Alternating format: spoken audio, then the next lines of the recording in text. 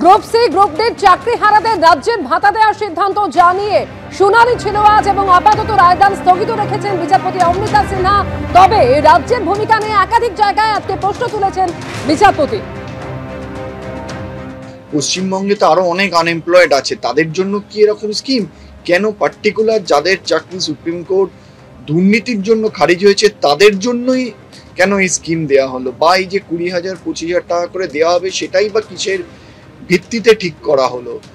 তারপরে উনি আরেকটি প্রশ্ন করেছেন যে এই যে যাদের চাকরি আপনি বলছেন সুপ্রিম কোর্টের রায় খারিজ হয়ে গেল, তাদেরকে আপনি 20,000 করে দেবেন, 25,000 করে দেবেন, আর তারা বাড়িতে বসে টাকা পাবে, তার বদলে কোনো কাজও করবে না।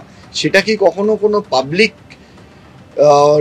গুডের জন্য হতে পারে? যে আপনি বলছেন পাবলিক পারপাস, কিসের পাবলিক পারপাস এখানে সার্ভ হবে এই সবাইকে টাকাটা দিয়ে যাদের চাকরি সুপ্রিম কোর্ট দুর্নীতির জন্য যাদের চাকরি সুপ্রিম কোর্ট খারিজ করে দিয়েছে?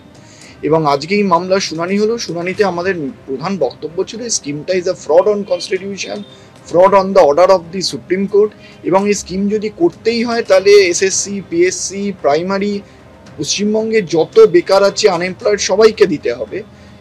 মামলার শুনানি হয়েছে, এবার উনি সিএভি করেছেন জাজমেন্ট।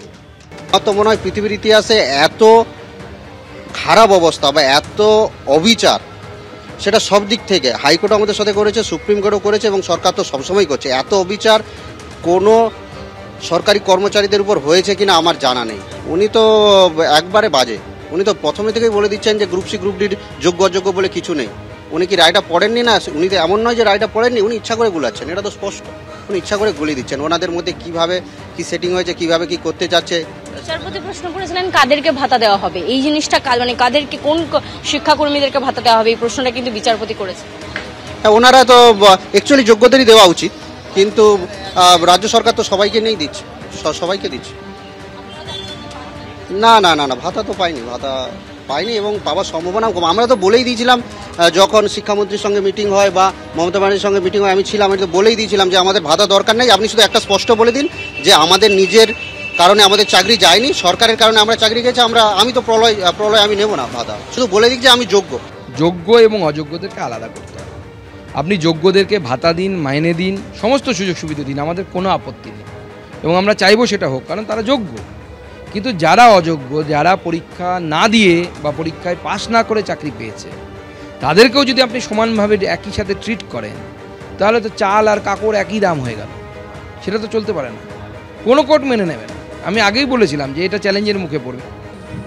আদালতকে আমরা শ্রদ্ধা করি, আদালতের রায়ের বিরুদ্ধে বলবো না, কিন্তু মমতা বন্দ্যোপাধ্যায় কাদের আইনি লড়াইয়ের পাশাপাশি আর্থিক নিরাপত্তা, পারিবারিক আর্থিক সুরক্ষা দিতে চাইছিলেন অন্তর্বর্তীকালীন, আর কারা সেটা আটকাতে কোর্টে গেল এবং কোর্ট সেটায় কি বলল, কিভাবে এই ইন্টারিম রিলিফ দেওয়াটায় বাধা আসছে, এটা মানুষ বিচার করে নেন যে কে সাহায্য করতে চাইছে আর কারা বাধা দিতে চাইছে।